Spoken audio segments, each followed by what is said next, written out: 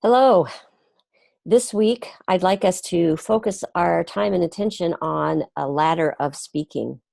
And you'll find that I have put the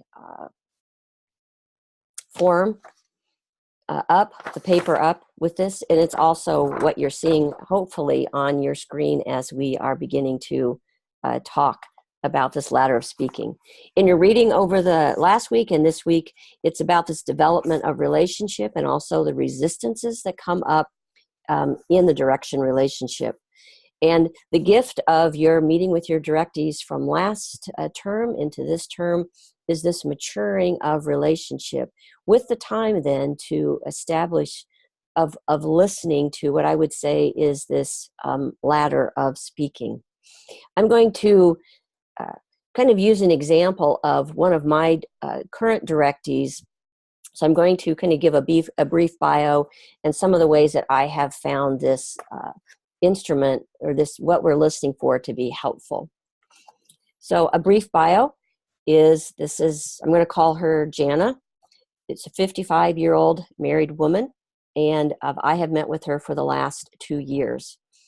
She is an instructional designer for a worldwide mission organization. And her job has been a continual major dissatisfaction for her since we started our relationship together as in the direction. Just a little background, she took this job at a suggestion of a friend who would become her boss. But as other team members have joined this team, she has found herself to be more and more isolated, and this sense of growing distance between her and her boss/friend, and not being at all appreciated by the other members of the team. So part of our conversation over these last years, and in particularly this last month, is this growing gap in this dissatisfaction, almost to the point where I would say that there's some depressive qualities, characteristics that she is really struggling with. And I did ask and suggest that she might want to see her physician in regards to some of these physical experiences of not sleeping, and this disruption that she's been experiencing. So that's kind of the background of where she is. But I also want to say that she is an evangelical, conservative, attends church, has this deep desire to be involved with meaningful and purposeful work, and saw joining this particular work group with its worldwide mission to be a way for her to fulfill this desire, and also saw it as possibly something that God had given her for this particular time. She has a master's degree, and so she's has prepared for this at great personal cost. She also has this idea that since God has provided for her this in the way that she's understood it, is that she should not be experiencing this dissatisfaction. She should not be experiencing this kind of disruption between herself and her friend. So in regards to a ladder of speech, as you see here, is that there seems to be this sense of obligation in relationship to this job, but also then obligation in relationship to how she should be finding God and where she should be finding God in her current circumstances. I'm supposed to find joy because God gave me and provided this way for my job. I should be a better friend, and I just need to trust more. So a lot of her energy is going towards blaming herself or shaming herself, trying to reconcile this gap that she is feeling.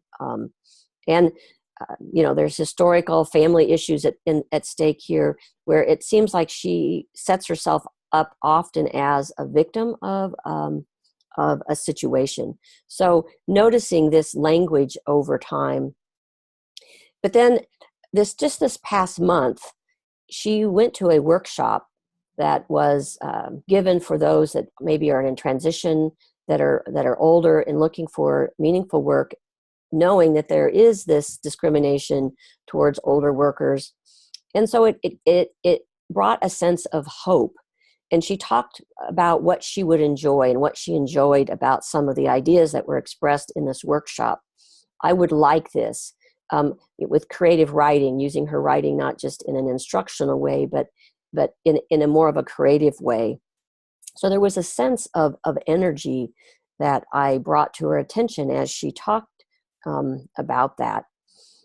And so she went back and forth about how that she felt like that her relationship with God earlier in the month had been, pretty normal.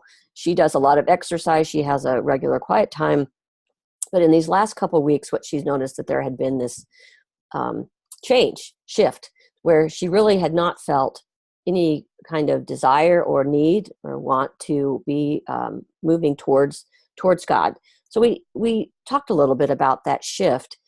But when I would surface some questions, maybe more pointed questions about, well, how do you think that this last workshop that you went to, where you felt this energy, and then as you talk about your job and how that this is something that God has given you, seems like there's a gap.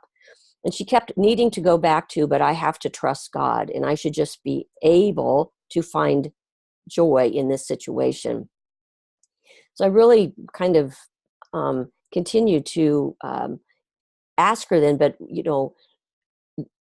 reflect the difference between this passion and desire that I heard in her voice when she talked about what she experienced in this workshop. And when I asked her, if what do you want, and try to really help her notice the difference in her language, with again this sense of, if you look here in the ladder of speech, this obligation, the word of possibilities. I wonder what it would be like with a different job. We talked about that a little bit. And her preference. And again, this sense of then moving up towards a desire and noticing that energy. And where we seemed to get stuck was then, how will you move forward? What is the plan, or is there an action or an intention that you need to take in relationship to this growing sense of dissatisfaction and outright, just confusion and anger that you're feeling? And that's where we tend to get stuck, is up here, is this sense that this sense of, well, this is God's will because this was given to me, but this doesn't work in my situation, and all of this fear. And talking about, mentioning the fear that I was hearing, and from that fear, asking her, is there any anger or, that dissatisfaction with her, and maybe the dissatisfaction spilling over to God. And we were able to, in this session, where she really started getting in touch with her anger, which for most women, and especially with the conservatives, is a hard thing to get in touch with. It's almost like she doesn't know how that God can't be there with her in that anger and feel anger for her.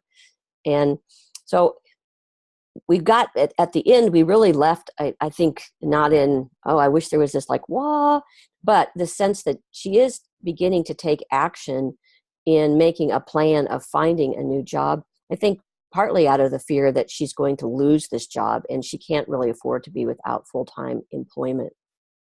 So this is just one of the ways that I feel like that recognizing and listening for your directees' language and helping them and reflecting that back to them is a way that when there are those resistances with either that relationship between us and our directee, because I felt quite a bit of resistance as I brought and reflected back to her some of these long-term conversations that we have had about the same kind of things, but also the resistances that we have, that directees have with God.